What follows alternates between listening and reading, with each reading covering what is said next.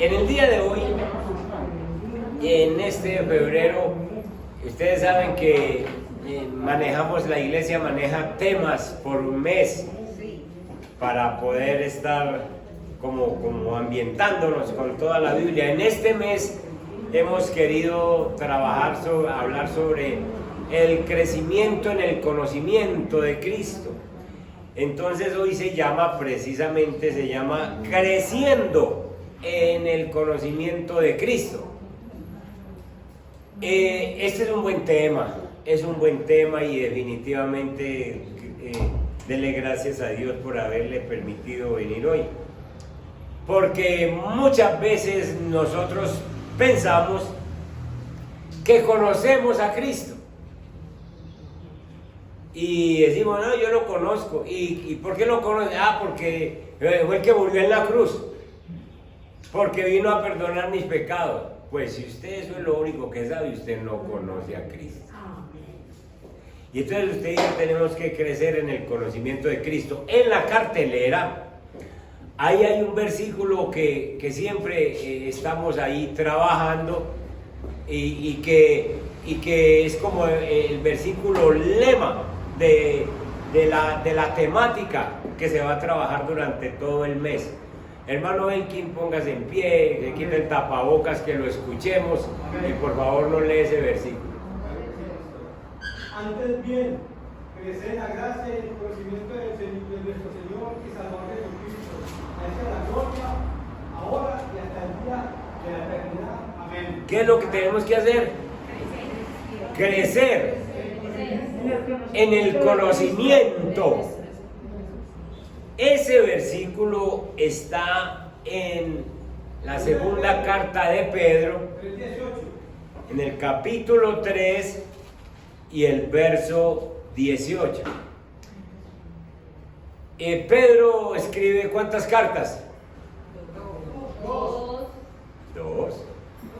Y este versículo es el último versículo de la segunda carta, es decir, él cierra sus cartas haciendo una exhortación. Exhortación es un llamado de atención y nos dice, antes bien, crecer en la gracia y en el conocimiento de nuestro Señor y Salvador Jesucristo.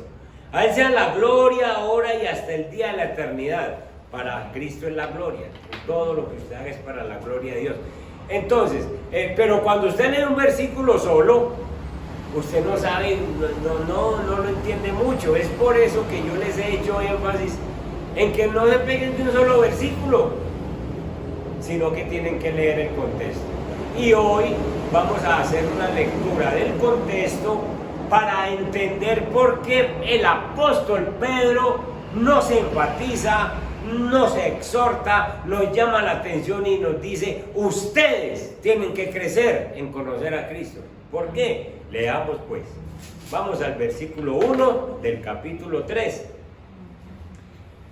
Y dice, amados, esta es la segunda carta que os escribo. Y en las dos cartas, despierto con exhortación vuestro limpio entendimiento. Es decir, Pedro nos está diciendo, yo los estoy llamando a que limpien el entendimiento, para que ustedes tengan memoria de las palabras que antes han sido dichas por los santos profetas y del mandamiento del Señor y Salvador dado por vuestros apóstoles. Es decir, Pedro nos llama la atención para que recordemos lo que dijo el Señor y lo que dijeron los apóstoles.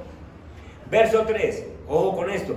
Sabiendo primero esto, ¿qué es lo que tenemos que saber? Que en los postreros días, ¿cuáles son los postreros? Los días que estamos viendo y los días que vienen. En los postreros días vendrán burladores, personas que se burlan del evangelio, personas que se burlan de la fe, personas que se burlan de la Biblia. Miren, andando según sus propias concupiscencias, es decir, sus propios pecados, y diciendo, ¿dónde está la promesa de su advenimiento? porque desde el día en que los padres durmieron, todas las cosas permanecen así como desde el principio de la creación. ¿Cómo se burla la gente del Evangelio, los que no conocen a Cristo? Y Jesús no es que está por venir, pues, y a ver por qué no viene, y a ver por qué no ha venido. Si eso lo dijo hace más de 2000 años que volvía, y por qué no ha vuelto entonces. Eso es mentira. Y se burlan del Evangelio, según sus propias concupiscencias. Miren Pedro cómo nos está advirtiendo. Y entonces dice, estos burladores, verso 5, ignoran. Ellos ignoran voluntariamente que en el tiempo antiguo fueron hechos por la palabra de Dios los cielos y también la tierra. Hermanos, créalo usted o no lo crea, por la palabra de Dios, Dios dijo, hágase la luz, y la luz fue hecha. Sepárense las aguas de la tierra, y se separaron por la palabra, porque es que Dios es el que habla, mío. Y entonces usted y yo tenemos que entender eso, que por la palabra de Dios fueron hechos, y que la tierra proviene del agua. Eso dice la Biblia, y que por ella subsiste. Quite el agua de la tierra. Quite el agua de la tierra. Y acabó todo. ¿De qué van a vivir las plantas? ¿De qué van a vivir los animales? ¿De qué vamos a vivir nosotros? Por el agua subsiste. Escuchen esto. Verso 6. Por lo cual el mundo de aquel entonces pereció anegado por el agua. Se está refiriendo al diluvio. Verso 7. Pero los cielos y la tierra que existen ahora, están reservados por la misma palabra, por la palabra de Dios, guardados para el fuego en el día del juicio y de la perdición de los hombres impíos. No va a volver a haber otro diluvio en la vida. Ahora hay una amenaza de guerra con Ucrania. Si Rusia se intenta tomar a Ucrania, Estados Unidos dice no, y entonces están ahí, no es sino que estalle esto, y nosotros morimos de hambre todos, porque eso, con las armas que tienen estos países hoy en día, hay una tercera guerra mundial y esto se acaba. Se están amenazando, y no es agua, es fuego. Entonces uno cree que ¿de dónde sale el fuego? Pues de esas bombas que ellos tienen. Y entonces el mundo está reservado para el fuego, no para el agua otra vez. Verso 8. Mas, oh amados, no ignoréis esto, que para con el Señor un día es como 1000 años, y 1000 años como un día. Es decir, el Señor resuelve una situación en un momentito. Verso 9. El Señor, dice Pedro, a usted y a mí, no retarda su promesa, mijo. Él dijo que venía, y Él no está retardando la promesa. Él viene. El Señor no retarda su promesa, según algunos la tienen por tardanza. Los burladores, los incrédulos, aquellos que dicen, a ver dónde está, como que va a venir en la nube. Si viene, si viene. Y miren lo que dice. No retarda su promesa, sino que es paciente para con nosotros, no queriendo que ninguno se perezca, sino que todos procedan. ¿Por qué no ha venido el Señor? Porque en mi casa hay gente que todavía no se ha arrepentido. Porque en Envigado hay gente que no se ha arrepentido. Porque en Colombia hay gente que no se ha arrepentido. Y entonces el Señor no ha venido porque no hay a quien llevarse. Por pura misericordia. ¿Sabe por qué retarda su promesa? Para que mucha gente se salve. Entonces dejen de pensar que no viene, que... No, sencillamente es pura misericordia. Verso 10. Pero el día del Señor vendrá, y viene como ladrón en la noche.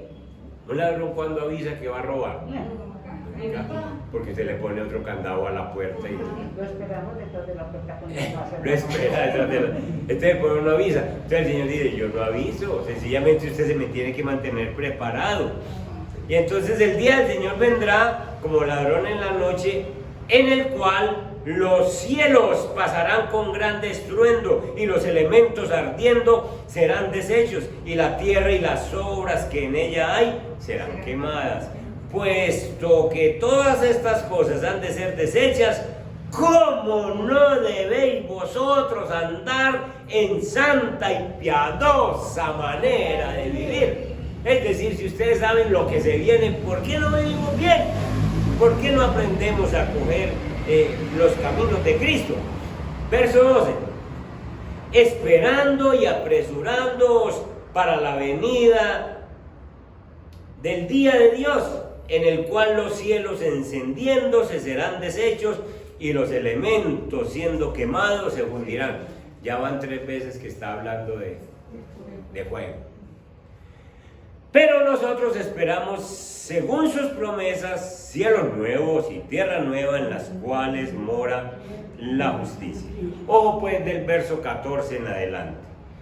Por lo cual, dice el apóstol Pedro, oh amados, estando en espera de estas cosas, de lo que acabamos de hablar, de la segunda venida del Señor, del peligro, de las guerras, de todo esto, esperando estas cosas, procurad con diligencia ser hallados en Él. ¿En quién? ¿En cuál Él? En Cristo. Que vos, que yo seamos encontrados en Cristo, sin mancha e irreprensibles y en paz. Escuchen, y tener entendido, es decir, entiendan bien, que la paciencia de nuestro Señor es para salvación. Es decir, no ha venido esperando que otros se salven. Como también nuestro hermano amado Pablo, según la sabiduría que le ha sido dada, os ha escrito. Es decir, Pedro está diciendo, Pablo también escribió de esto. Verso 16, casi en todas sus epístolas hablando de ellas, de estas cosas, de la segunda venida, de los tiempos duros, entre las cuales, dice Pedro, hay algunas difíciles de entender, las cuales, escuchen esto, las cuales los indoctos, ¿qué es un indocto? Una persona que no sabe, una persona que no entiende, una persona que se le ocurre decir cosas que no están en la Biblia, una persona que se le ocurre sencillamente porque él piensa y cree en otras cosas y piensa que esa es la verdad. Entonces los indoctos, los inconstantes, tuercen esas verdades de la Biblia, como también las otras escrituras, para su propia perdición. Hay mucha gente engañadora. Y entonces el 17 dice, así que ustedes y yo, así que vosotros, oh amados, sabiendo de antemano, guardaos, no sea que arrastrados por el error de los inicuos, caigáis de vuestra firmeza. El apóstol Pedro está diciendo, está bien que engañen a otros, que tampoco conocen, pero que te engañen a vos, cristiano, que lees Biblia, pero que te engañen a vos. Entonces por eso es que viene el versículo 18, cuídense, y el versículo 18, para que usted no sea engañado en estos tiempos, para que usted no sea enredado, para que Jesús no viene, que son los tiempos del fin. Hermano, para que usted no sea engañado, usted tiene que crecer en Cristo. Por eso el versículo 18, Pedro cierra diciendo, para que usted no sea engañado, crecer en la gracia y en el conocimiento de nuestro Señor Salvador Jesucristo, y a Él sea la gloria. Es decir, si usted no crece en conocer a Cristo, a usted lo cogen y lo envuelven y lo vuelven ropa de trabajo, las creencias, las ideas, lo que la gente cree. Pero cuando usted crece en Cristo, usted dice, la Biblia a mí me dice, yo creo en Cristo, y la Biblia a mí me dice, y yo no pienso que esas cosas sucedan ahora, o en fin, todas estas cosas que estamos viviendo. Todos nosotros, había que leer todo el pasaje para entender el verso 18. Había que leer todo el pasaje porque el contexto es que nosotros crezcamos para que no seamos engañados. Todos los que estamos aquí en este recinto tenemos en mayor medida, mayor o menor medida, un conocimiento de Cristo. A usted le preguntan por Cristo y usted sí dice cosas de Cristo, ¿sí? Pero algunos, este conocimiento de Cristo a algunos nos ha llevado a dar un paso más profundo. Y ese paso más profundo es que algunos de nosotros lo hemos aceptado como nuestro Señor, como nuestro Salvador, como el guía de nuestras vidas. Y entonces hemos dado un paso que no solo conocemos a Cristo, sino que damos un paso más allá y decimos: Él es mi Salvador, Él es mi Señor. Y si Él es tu Señor, entonces tú haces lo que Él te manda, porque sencillamente Él te va a mandar cosas que van a edificar tu vida. Hay otras personas que todavía sencillamente se mantienen a la expectativa. Sí, yo conozco algo de Cristo, pero todavía estoy esperando como algo más para entregarme a Él completamente. Pero hablemos de nosotros los cristianos, los que hemos llegado a ese conocimiento que nos dice: yo he aceptado, yo acepto al Señor como Señor y Salvador. Y voy a hacer unas preguntas, no me respondan, sino que las meditan. Si usted ha aceptado al Señor como Dios y Salvador, entonces, ¿cuál realmente es el grado de conocimiento que tienes de Cristo? ¿Qué tanto conoces a Cristo? ¿Qué tanto lo conoces? ¿Ya crees que lo conoces del todo y no necesitas crecer más? O tal vez sencillamente con un conocimiento poquito, sencillo, dicen: no, yo ya conozco a Cristo y me acomodo, yo ya soy cristiano, y estamos viviendo con un conocimiento parcial, incompleto de nuestro Señor Jesucristo. La realidad, veamos la realidad. Durante mi vida de cristiano, ya son 26 años, y trabajando en el ministerio pastoral, yo me he dado cuenta de la pobre vida cristiana que muchas personas viven. Yo conozco una persona que me visita, viene por tiempos a que le dé cualquier cosa, que le ayude, que le invite a desayunar. Yo creo que lo conozco hace por ahí 15 años, tal vez 20. Lo conocí enseñándole Biblia y aprendiendo juntos. En vez de progresar en el cristianismo, ha perdido. La esposa lo dejó con 2 hijos. No. La esposa lo dejó y ella se quedó con los 2 hijos. Es decir, la familia lo dejó por irresponsable. Y estaba en el cristianismo y leía Biblia. Y cierto día llegó y me dijo: pastor, la esposa se fue a vivir a otra parte, voy con los muchachos. Y yo le dije: ¿por qué? Porque es que yo no soy capaz de mercar para la casa. ¿Y usted por qué no es capaz de mercar para la casa? Y no tuvo respuesta, simplemente me dijo: no, pero era que trabajaba hoy sí, mañana no, cosas así. Yo le dije: usted no es cristiano, ¿y usted por qué no viene y oramos? Sí, pastor, y vino y oramos, pero no continuó la vida de oración. Después se me perdió un tiempo y apareció con una canastica: pastor, ¿me va a comprar confites? De mal en peor. ¿Qué estás haciendo? No, yo no estoy diciendo que vender confites sea mal, lo que le estoy diciendo es: ¿a dónde está su cristianismo? Que teniendo una esposa bonita, joven, teniendo 2 hijos, teniendo una casa aquí en El Dorado, ahora no tiene casa, ahora no tiene esposa, ahora no tiene hijos, ahora no tiene trabajo y es cristiano. Pues hombre, ¿qué pasará entonces? Entonces, ¿para qué conocer a Cristo así? Si no le ayuda. Y le dije: hermano, aquí tiene que pasar algo y la culpa es tuya. Pobre vida cristiana de un hombre como esos.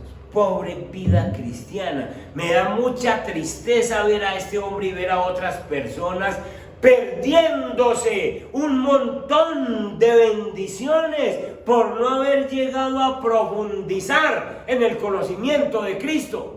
Porque tiene a Cristo simplemente como un pensamiento, yo soy cristiano, como una idea, yo soy cristiano, pero no ha profundizado en conocer a Cristo y entonces sencillamente se ha perdido una cantidad de bendiciones. Esa mujer salió adelante y metió los hijos a la universidad. Ahora en diciembre vino y le dije yo, y tus hijos están en la universidad, pero no por vos. Es por tu esposa que sencillamente se puso los pantalones que vos no fuiste capaz de ponerte y sacó a esos muchachos adelante. Hermanos, hay cristianos que todavía sencillamente no se dan cuenta de lo alto que pueden volar, de lo lejos que pueden ir cuando se entregan a Cristo y profundizan en el conocimiento de Cristo. No se dan cuenta de las posibilidades tan maravillosas que ofrece Cristo cuando lo recibimos.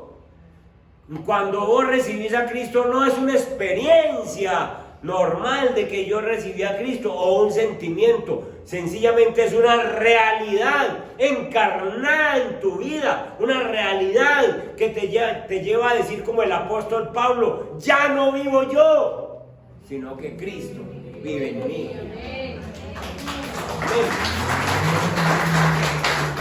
Hermanos, hay muchos cristianos que todavía no saben que pueden volar alto porque han sido escogidos por Dios. Había un hombre que, ¿cómo se llaman estos hombres que conocen mucho de animales? Un zootecnista. Así. Y entonces este hombre visitaba las fincas y conocía cómo estaba la fauna y la flora y todo eso. Y fue a una finca y entonces visitó una finca y vio un gallinero grande, como 140, 150 gallinas. Se quedó mirando y llamó al campesino y le dice, ese de allá no es una gallina, ese es un águila.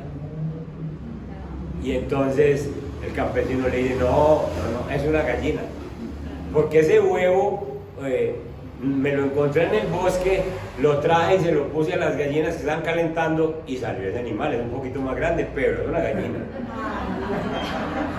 Y entonces el hombre sabio le dijo, es un águila, hombre, es un águila. Y allá tenía el águila comiendo maíz, con la cabeza agachada, con unas alas de 2 metros de envergadura. Y no sabía volar porque lo enseñaron a ser gallina. Y entonces el hombre le dice, déjeme, yo le demuestro que es un águila. Bueno, hágale pues. Entonces cogió al animal, lo puso en una estaca y le abrió un poquito así las alas y le dijo, vuela, vuela, que tú eres un águila. Y le pegó un empujoncito así, ¡pa! Y se fue al suelo, ¡pa! ¿Sí ve? Le dijo el campesino. Es una gallina. Es una gallina. Hombre, déjeme. Al otro día la subió a un árbol más alto, descopó el árbol, montó el águila allí y volvió, hizo la misma tarea, se subió. Le dijo, vuela, vuela, que tú eres un águila. ¡Pa! Y ¡pa! Se estrelló en el piso. Sí ve, ya le dije, no ve que eso es una gallina. Tercer día, se subió a un cerro. Las águilas tienen una particularidad, que las águilas vuelan alto porque ellas intentan alcanzar el sol. Y entonces ellas vuelan, es el ave que más alto vuela, porque ellas miran el sol. Entonces el sabio coge el águila, le levanta el pico y lo hace mirar al sol, 10 de la mañana, y le hace mirar el sol allá. Entonces el águila queda mirando el sol y cambia como sus ojos y enseguida le abre esos 2 metros de alas de envergadura y le dice: ¡vuela, que tú eres un águila! Y no tuvo que empujarla, sino que empieza a moverla mirando al sol, y se va, y se va, y se va, y se va a las alturas, y se pierde en las alturas. Y el campesino, sí.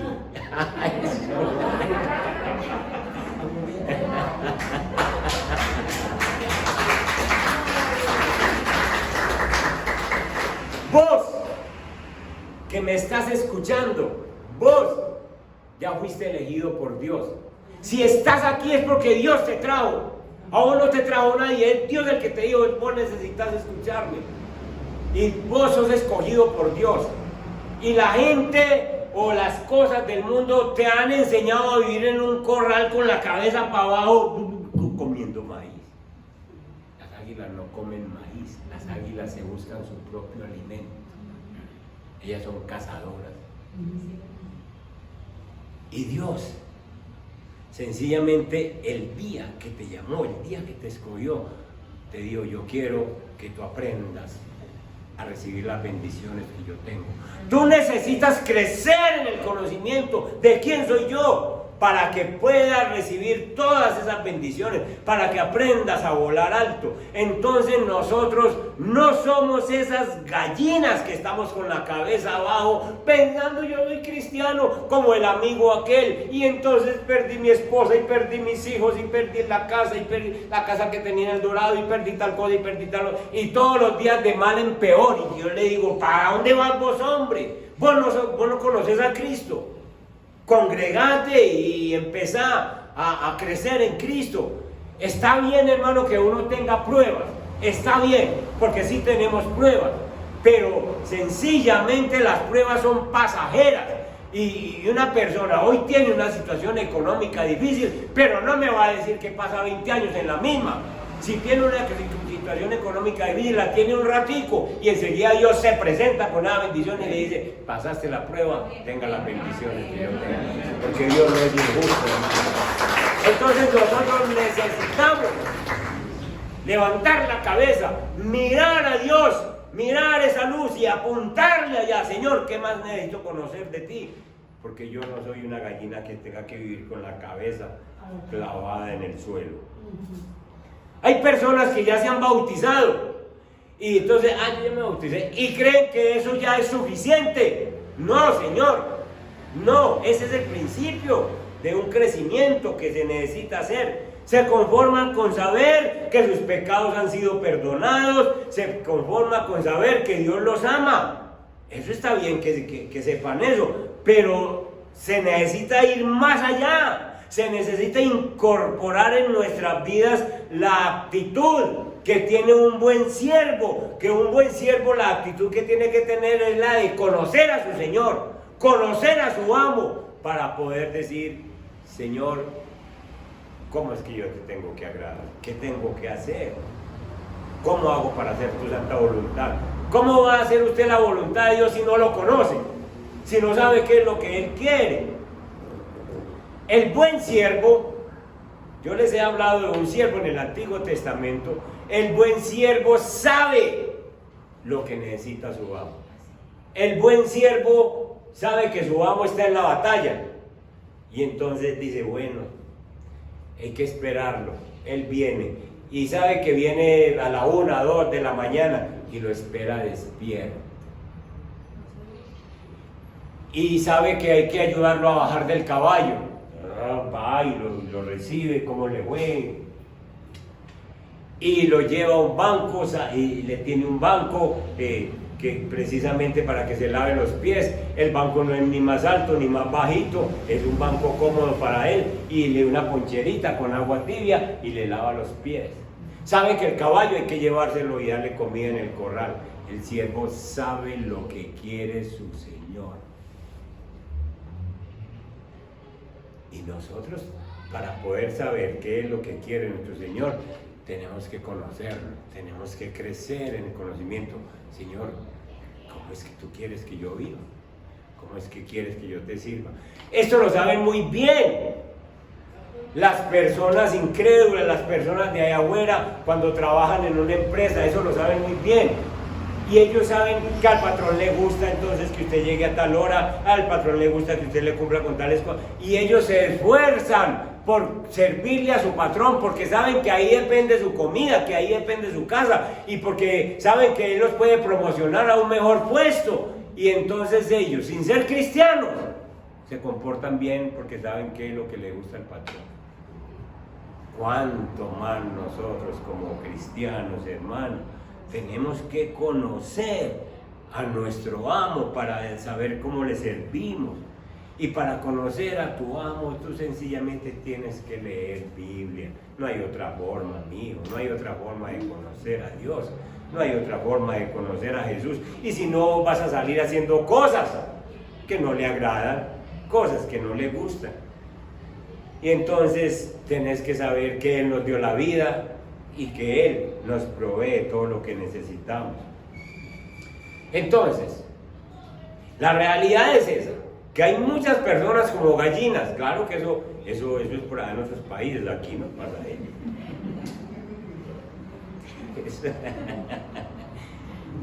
Hay personas viviendo con la cabeza por el suelo diciendo que son cristianas, que no han aprendido a volar. ¿Cómo hacemos para agradar a Dios? Solo hay una forma de agradar a Dios, y es creciendo en el conocimiento. Pedro lo dice: antes bien, creced en el conocimiento, creced en la gracia, conozca más del Señor. Y entonces cuando se habla de conocimiento, yo tengo que saber cómo era Jesús en la tierra. ¿Cuál era el carácter de Jesús? ¿Ustedes creen que Jesús era un mala clase, diga, saludaba o no saludaba? No, es lo que tenía autoridad. Tenía autoridad. Era un hombre manso, formal. ¿Cuáles eran sus sentimientos? ¿Qué sentía él cuando hablaba con la gente? ¿Cómo se comportó cuando se encontraba con diferentes personas? Con los fariseos o con los escribas. ¿Cuál era el comportamiento de Jesús con aquellos supuestos enemigos? ¿Cuál era el comportamiento? Y nosotros tenemos que aprender cómo se comportaba Jesús para nosotros decir: Señor, así quieres que yo me comporte. Nosotros tenemos que llegar a conocer la profundidad y la magnitud del amor de Dios por nosotros. Porque es que a usted le preguntan: ¿usted sabe que Dios lo ama? Y usted dice: sí, Dios me quiere mucho. Pero usted no sabe que se vino del cielo por usted, que se despojó de toda su grandeza como Dios, que es allá, dice la Biblia, y entonces se vino a la tierra, se humilló para ser un hombre, y luego de estar en la condición de hombre, se humilló para subir a la cruz, la muerte más ignominiosa que había en ese tiempo, la cruz, y derrama su sangre, y todo eso lo hizo por vos y por mí. Y por eso se le dio un nombre que es sobre todo nombre, para que en el nombre de Jesús se doble toda rodilla de los que están en el cielo, de los que están en la tierra y de los que están debajo de la tierra. Y toda lengua confiese que Jesús es el Señor. Puede que usted ahora no diga no, puede que usted ahora diga no, yo no lo reconozco como Señor. Pero si no lo reconoces ahora, después dice: los que están debajo de la tierra, es decir, los que se van para el infierno, los que se pierden, van a tener que doblar sus rodillas cuando dicen: sí, usted sí es el Señor y yo no lo acepté. Eso está escrito. Los que están en el cielo, los que están en la tierra y los que están debajo de la tierra tendrán que doblar su rodilla, porque Él es el Señor. Es el Señor.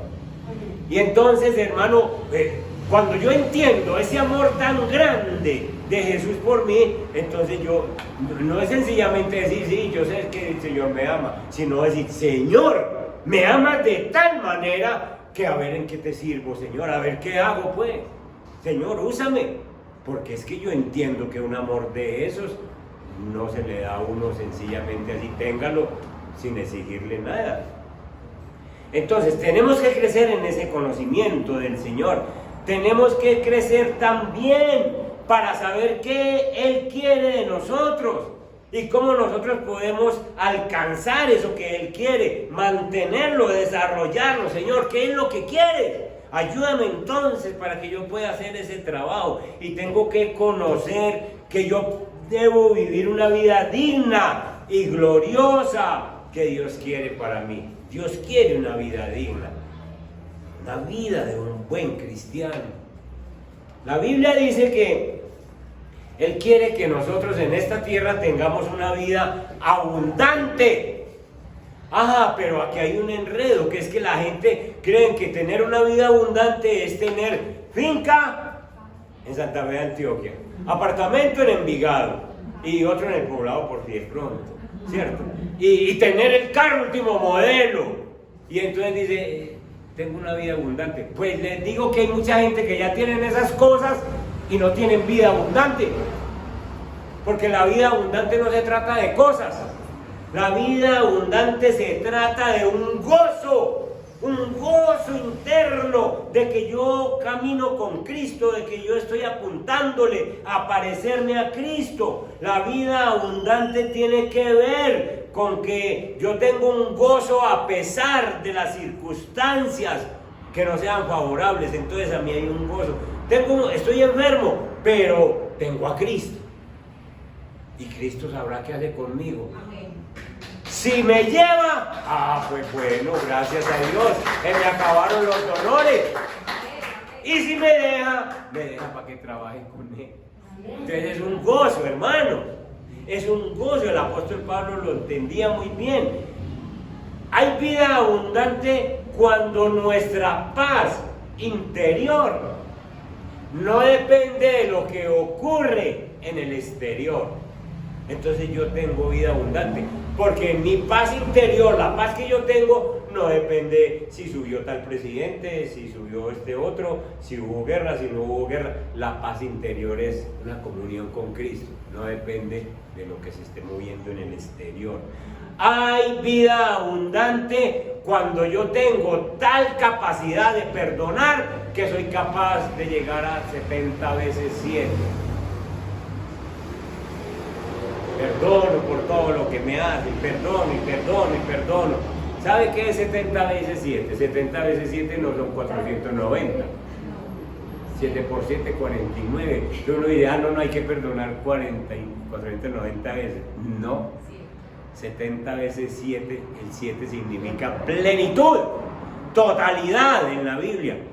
70 veces 7 es que usted perdone cuantas veces sea necesario y perdone en todos los niveles de su mente.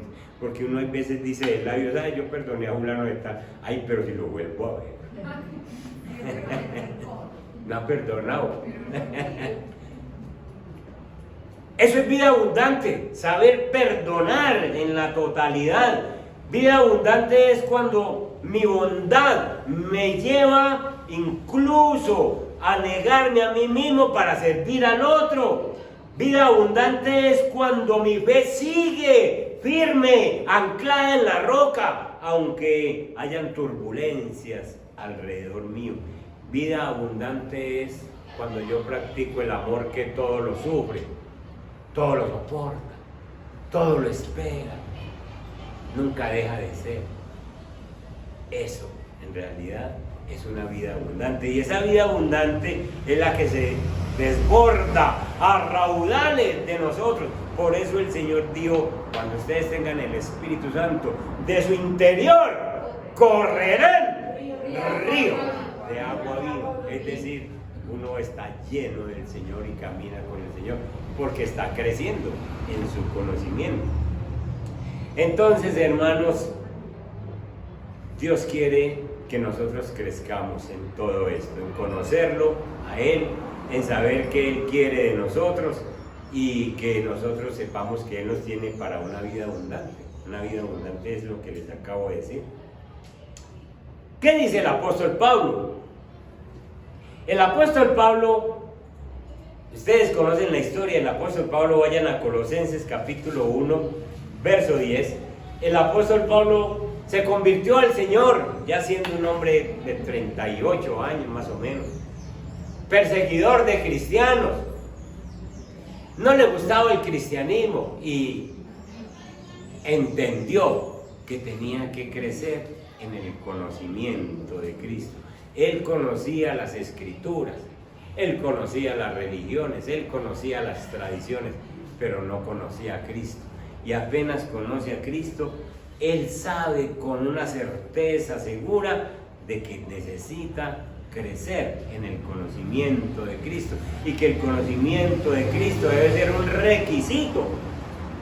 En 1:10 de Colosenses dice el apóstol Pablo, para que andéis, el verbo andar, como es digno del Señor, para que ustedes y yo andemos. ¿Cuándo? Todos los días. Los festivos también. Si anda por la noche, también. Si anda por la mañana. Agradándole, ¿en qué cosas? ¿Cómo hace pues para agradar a Dios en todo? Conociéndole. Conociéndole. Señor, ¿qué es lo que quiere? Agradándole en todo, llevando fruto en toda buena obra y creciendo en el conocimiento de Dios. Vos y yo tenemos que conocer más a Dios. El apóstol Pablo lo da como un requisito. Tenés, esto no es una opción, esto es una exhortación, esto es un trabajo de todos. Vos y yo tenemos que crecer en conocer más a Dios. Y conocer más a Dios es perfectamente posible, porque Él nos dejó como lo conocemos. Es perfectamente posible. Es más, es lo que Dios espera de nosotros, que crezcamos en el conocimiento, porque es una característica de todo cristiano, crecer en el conocimiento, no quedarse como el águila comiendo maíz en un corral, cuando puede volar. Y para que vos le puedas agradar al Señor, ya te dije, pues vos tenés que saber cómo es que podés agradarle. ¿Cómo hacemos para agradarle? Hermanos, a usted llega una visita a la casa, llega por primera vez, y usted le dice, le sirvo tintico, no tomo tinto, bueno, un juguito, sin azúcar, y usted apenas lo está conociendo. Pero si va a la tercera o la cuarta vez, usted no le pregunta sin azúcar, usted se lo sirve sin azúcar, porque ya lo conoce, ya sabe qué es lo que le agrada. ¿Cómo va a tratar usted de agradar a Dios si no lo conoce? Si no sabe qué le agrada. Hay que crecer en ese conocimiento. Ahora, usted no se puede conformar diciendo que, ¿será que le estoy agradando al Señor? No, usted ya sabe que necesita conocer más para agradarle más. Y por eso es que nosotros debemos esforzarnos en crecer en ese conocimiento, para avanzar cada día más en él, para agradarle más. Usted y yo tenemos que agradarle más en este 2022 que en el 2021. Tenemos que agradarle. ¿Por qué? Porque lo conocemos más. ¿Hasta cuándo se llega ese tiempo de agradarle al Señor? Hasta que Él venga por nosotros. El día que Él nos lleve o venga por nosotros, ya usted lo ve cara a cara. Entonces usted ya no tiene que esforzarse más, ya está con Él. Bendito ese día. Porque sencillamente está viendo la plenitud de Dios. Escuchen, en la Biblia hay un hombre que creía que conocía a Dios. Estoy hablando de Job. El capítulo 1 de Job habla de cómo este hombre era recto, temeroso, apartado del mal, y le servía a Dios. Y le vinieron pruebas, y le vinieron unas pruebas difíciles, y entonces él está tratando con un Dios que él supuestamente en su mente dice, yo lo conozco, y alega con los amigos, y pelea todo el tiempo con los amigos, y en realidad llega al capítulo 42, y después de que el Señor le habla, y le dice, Job, te está pasando esto, yo estoy haciendo eso, Entonces Job lanza unas palabras que quedaron escritas. De oídas te había oído, pero ahora, es decir, ahora es que te estoy conociendo. Y Job era un cristiano que decía que conocía al Señor. Y en todo el libro demuestra que conocía una partecita, pero no conocía cómo se comportaba el Señor. No conocía la soberanía de Dios sobre Satanás. No conocía la soberanía de Dios sobre todas las cosas. Léanse el capítulo 38 de Job en su casa y van a ver cómo Dios le pregunta: ¿dónde estabas vos cuando yo puse los fundamentos de la tierra? Escuchen, las bases de la tierra. ¿A dónde están? Ni usted ni yo tenemos idea. Pero el Señor sí le dice: ¿dónde estaba? Ah, no, Job, es que usted sabe de dónde sale el rayo y a dónde va. Y Job no tenía una sola respuesta. ¿Usted sabe quién le da la comida a los leoncillos cuando ellos están por ahí pequeños apenas, que no son capaces de cazar? Y le hace una cantidad de preguntas donde todo es yo soy el que le doy la comida a los leoncillos. Yo soy el que saco el rayo y digo dónde cae. Un rayo no cae donde quiere, un rayo cae donde Dios lo manda. En vez que lo manda sobre la cabeza de alguno. Pero ese es el Señor.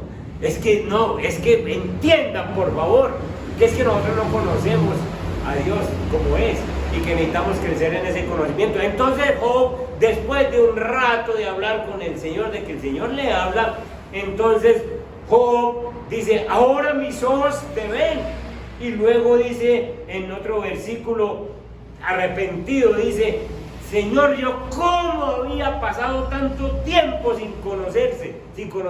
Y ahora dice: por tanto me aborrezco y me arrepiento en polvo y en ceniza. Es decir, ¿de qué se está arrepintiendo Job? De no haber conocido a Dios antes. De no haber conocido a Dios antes. Es decir, lo que está diciendo Job es: tanto tiempo perdí yo, creyendo que te conocía, y han pasado los años y ahora a duras penas ahora mis ojos te ven, Señor. ¿Cómo me arrepiento de no haberte conocido antes? Hermanos, démosle gracias a Dios que nos deja conocerle ahora, que no pasen más años sin que nosotros nos metamos con Él. Me arrepiento en polvo y en ceniza. Nosotros también tenemos la gran posibilidad de llegar a ese mayor conocimiento como Job, a conocer más a Dios. Que nuestro conocimiento vaya todos los días en bendición. Buscate el Salmo 84, el verso 7. El Salmo 84, verso 7 dice que en la medida en que nosotros conocemos al Señor, entonces nosotros vamos de poder en poder. Irán de poder en poder, verán a Dios en Sion. Miren este versículo. Este irán es como un proceso. Irán, ¿cuándo? Cuando vamos conociendo al Señor. Usted conoce al Señor más y recibe un poder, y lo conoce más de poder en poder, ¿sí? Hasta el punto de ver a Dios. Entonces, para que tú puedas ir de poder en poder, tú necesitas trabajar en el conocimiento de Dios. Cuando nosotros dejamos de buscar el conocimiento de Dios, entonces nosotros vamos perdiendo. Somos como las águilas metidas en un corral. Se nos olvida mover las alas, se nos olvida que ese pico es para cazar, no para estar comiendo maíz. Se nos olvidan muchas cosas y se va muriendo el cristiano. Cuando nosotros vamos conociendo a Dios, se va produciendo un enamoramiento normal, como ocurre en la vida de nosotros. ¿Alguno de ustedes estaba enamorado? Claro, yo también. Y entonces cuando uno está enamorado, uno Uno ve la persona y empieza pues a buscarle el ladito. Y entonces uno se enamora de ciertas cositas, de pronto primero del rostro, después del caminadito, después de cositas. Y entonces a medida que uno la va conociendo a esa persona, uno se va enamorando más, se va enamorando más, le va entregando más tiempo y se va enamorando porque la va conociendo más y se va enamorando. A medida que vos vas conociendo al Señor, te vas enamorando más de Él. Y entonces te vas enamorando de una manera que llegas y le dices, bueno Señor, ya te conozco más, ahora qué Señor, y el Señor te muestra otra faceta y vos te vas enamorando más, hasta que vos llegas a un punto y dices, Señor, entonces ¿cómo le sirvo? Señor, entonces ¿qué hago? Señor, entonces ¿cómo me muevo? Señor, mi vida, mi corazón, mis bienes, todo esto es suyo, Señor, todo esto es suyo, porque yo estoy enamorado de vos, Señor. Sencillamente porque lo estoy conociendo cada día más. Entonces, hermanos, en la mayor parte del tiempo, cuando uno está enamorado, es con la persona con la que está enamorado. Uno quiere. ¿O no han visto ustedes que uno llega ahí y despide a la noviecita cuando estamos así, y lo despide a las 10 de la noche, y a las 10:15, ¿qué hubo? Ya llegó. ¿Dónde está? Y no me quiere despegar porque está enamorado. Cuando el Señor Jesús te llamó y llamó a los discípulos y te llamó a vos, utilizó una palabra: sígueme, sígueme. ¿Qué quiso decir Jesús con eso de sígueme? Sígueme los domingos a las 8, o sígueme el sábado a las 6. ¿Será eso lo que te dijo el Señor? O sígueme en el devocional del martes, del miércoles que te toca. De resto, no me sigas. Sígueme a ratico. ¿Sí quiso decir el Señor eso? Siempre. ¿Cuándo? Siempre. Siempre. Sígueme. Y entonces Mateo dejó sus tributos y siguió a Jesús. Y entonces Andrés dejó lo que estaba haciendo y siguió a Jesús. Y entonces Pedro dejó la barca y siguió a Jesús. Porque eso de sígueme es siempre, para que me conozcas, para que me vayas conociendo. Y entonces tenemos a Pedro siguiendo a Jesús, siguiendo a Jesús, siguiendo a Jesús y conociendo a Jesús, para después sencillamente ser lleno del Espíritu Santo y dice: yo sé quién es Jesús porque yo lo seguí paso a paso. Jesús no te llamó para que lo sigas los domingos. Jesús no te llamó para que lo sigas de vez en cuando. Usted viene al culto y sencillamente se alimenta de la palabra, pero después de que salga del culto usted tiene que seguir viviendo como cristiano delante de las personas que esté y mostrando. Y cuando esté solo en su pieza, usted tiene que vivir como cristiano en integridad, porque usted está siguiendo a Jesús. Amén. Sígueme. Hermanos, nosotros terminemos diciendo que nosotros muchas veces buscamos la forma de agradar a Dios para vivir vidas cristianas como a nuestra manera. Yo me volví cristiano, entonces yo vivo a mi manera. Yo hago esto, yo hago aquello. ¿Sabe que no? La vida cristiana ya la diseñó Dios. La vida cristiana ya te la diseñó Dios. Y vos no tenés que inventarte o programarte una forma de cristianismo para vivir como vos querés. Vos tenés que vivir la vida cristiana como Dios te la manda, como Dios te la exige. Y para que vos puedas vivir esa vida cristiana, vos tenés que conocer a Dios. Entonces vos no es que yo soy cristiano, pero es que yo no me congrego. Ay, sí, andale usted. Y entonces usted escribió otra parte de la Biblia para hacer su cristianismo usted de cuenta suya. No, señor.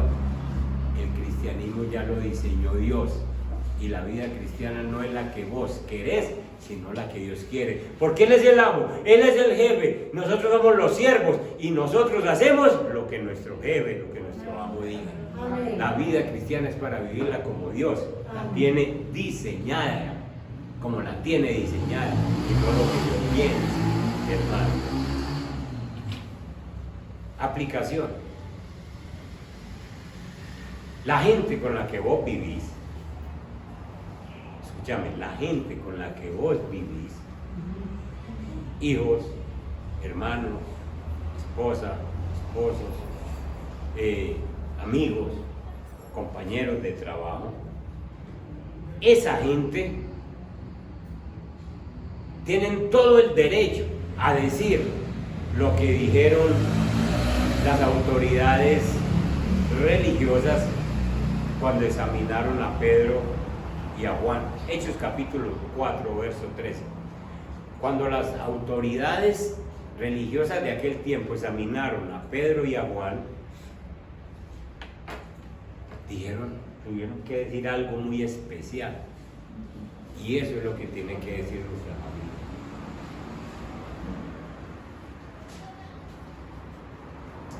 Entonces, viendo el denuedo de Pedro, denuedo es la facilidad para hablar, y de Juan, y sabiendo que eran hombres sin letras y del vulgo, se maravillaban y, enmarquen esta frase, y les reconocían que habían estado con Jesús. La gente que vive con vos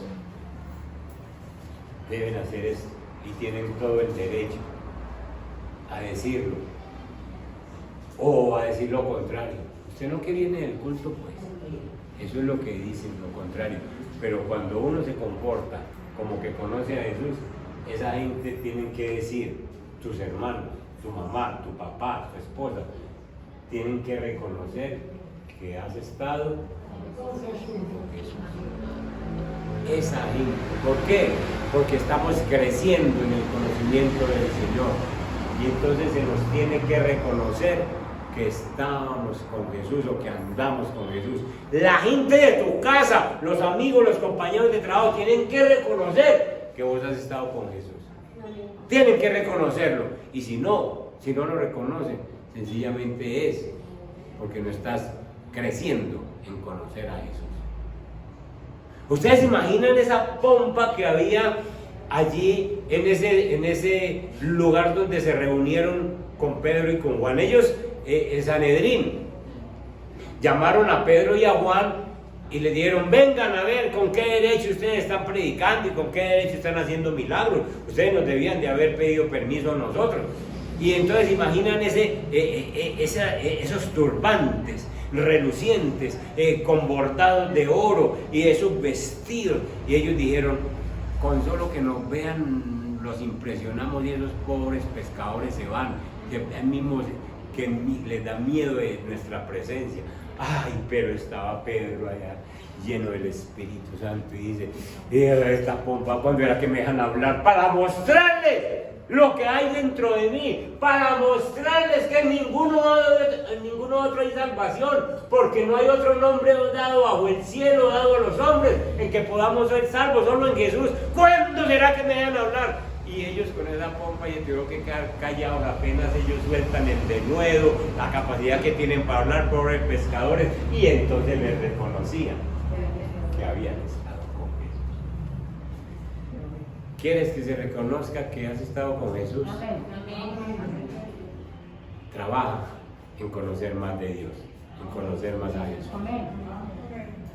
El apóstol Pedro nos manda, no nos da una opción, dice, crezcan en el conocimiento, en la gracia de nuestro Señor Jesús. No sé qué con lo que tienen, crezcan más, porque cuando usted conoce al amo, sabe qué quiere el amo. Póngase en pie.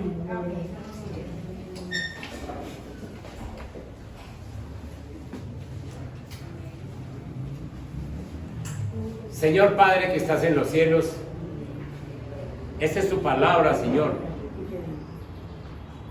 Ninguna cosa se ha dicho, Padre Santo, que no esté escrita ahí. El apóstol Pedro nos ha dicho que en estos tiempos habrán indoctos, habrán personas, Señor, que sin saber nada quieren ponernos en duda con respecto a las cosas tuyas, a la venida tuya, al trabajo tuyo de perdón. Y nosotros hemos escuchado personas que nos dicen, con que vos has perdonado los pecados. ¿Cómo?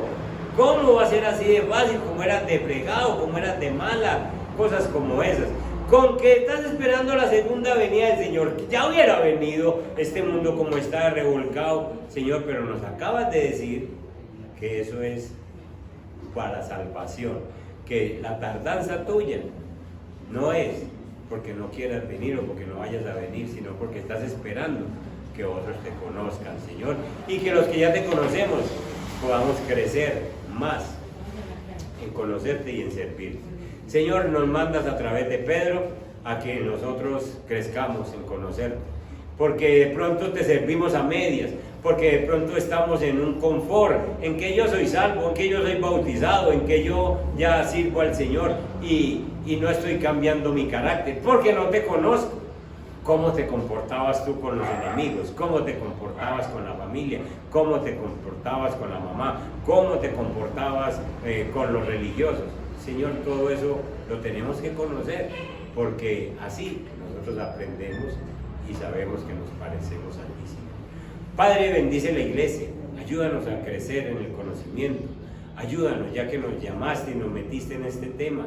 Permite, Señor, que cada uno de nosotros crezcamos en conocerte para servirte mejor, Señor. Que nos enamoremos y podamos entender que tú eres el dueño de todo y que mientras nos tengas en esta tierra, nosotros tenemos que crecer en servirte y en conocerte. En el nombre de Jesús, la gloria y la honra para ti, Señor. Amén.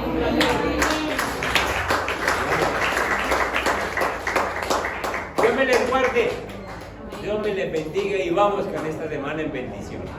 Dios me les bendiga.